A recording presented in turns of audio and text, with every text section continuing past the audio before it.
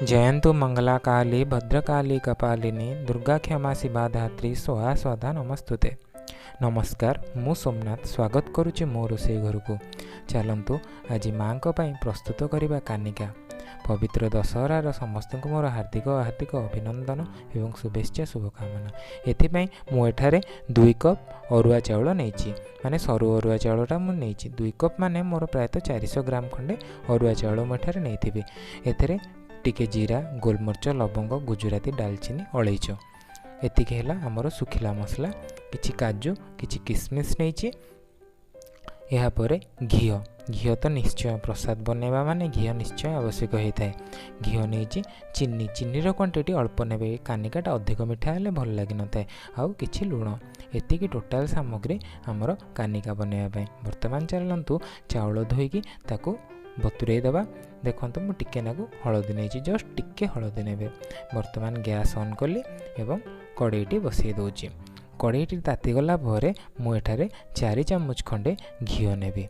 घी 4 चामच नौ घी टिके मेल्ट होगापी अपेक्षा करवा। देखो मु जो प्रकार स्टेप बाय स्टेप कहूँ से प्रकार स्टेप बाय स्टेप करेंगे। आपणकर कानिकाटा बहुत सुंदर आउ बहुत परफेक्ट हम। माँ को प्रसाद निश्चय भल हम। माँ को आशीर्वाद रही सबू जिनस भल हम। घीटा को बेसी ततेबेनि जस्ट टिके उषुम उषुम हो जापर काजू पकेबे कारण बेसी तते कि काजू पकेले काजूटा आमर पोड़ीज किंतु आमर काजू भितर कंचालिया रहिबो। देखंतु काजूटा टिके मझी मझी भाजी गला बेलू किसमिसटा को पकेबा एका संगे ताको भाजी दबा। काजूटा प्रायतः 60-70% भाजी गला पर किसमिसटा पकई भाजवा। देखो दुईटा जाक को मुझे भलसे भाजी दूची।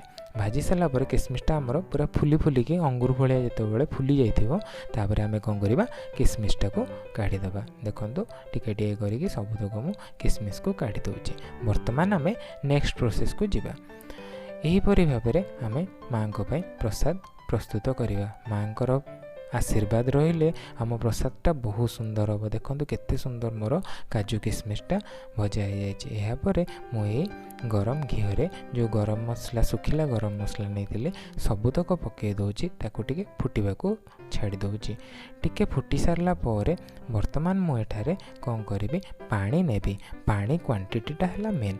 मुझे 2 कप चाउल 3 कप पानी नहीं। आपण जदि अधिक नरम चाहूँगी ताहले 2 कप चाउल आपण 4 कप पानी नहीं पारे। मो 3 कप पानी नेले मोर कानिकाटा आमर जमती भोजी भोजी रे माने प्रसाद रे जमती कानिकाटा हुए सेमिति आपण जदि अत्यधिक नरम खाउछंती माने पूरा नरम ताहले 3 कप जगह आपण 4 कप पानी नेबे। देखंतु मु एठारे 3 कप पानी नेछि। मो कानिकाटा बहुत सुंदर हम।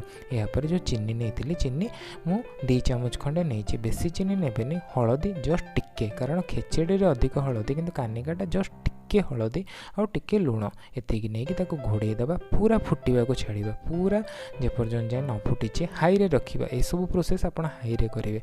देखो मोर केते सुंदर हो फुटी जाऊँगी। यापर मुझे चाउल धोईकी बतुरे रखी से चाउल को एठारे दे दूची। सबुतक चाउल आस्ते आस्ते करी एठारे पकईदेवे। विश्वास करंतु माँ को प्रसादटा बहुत भल होता है।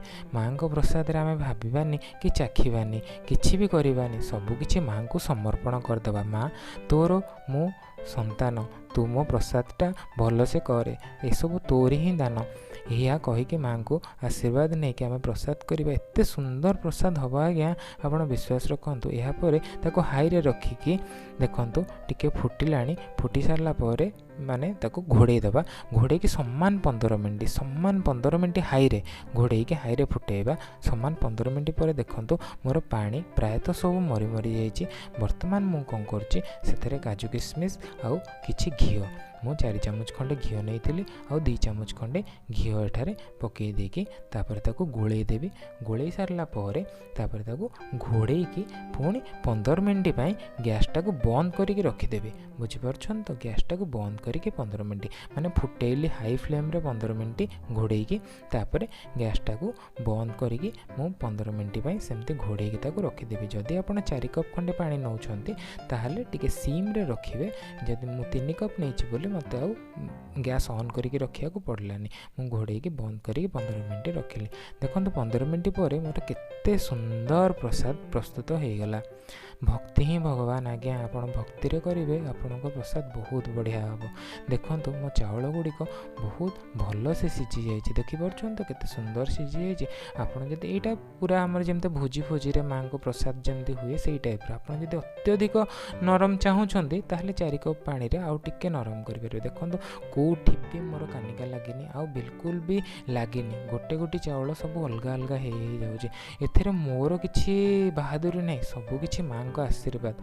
आपण भी माँ को आशीर्वाद नहीं कि माँ मु तोर अधम संतान, भल हेले तोर जस हम, खराब हेले मोर दुर्नाम हम।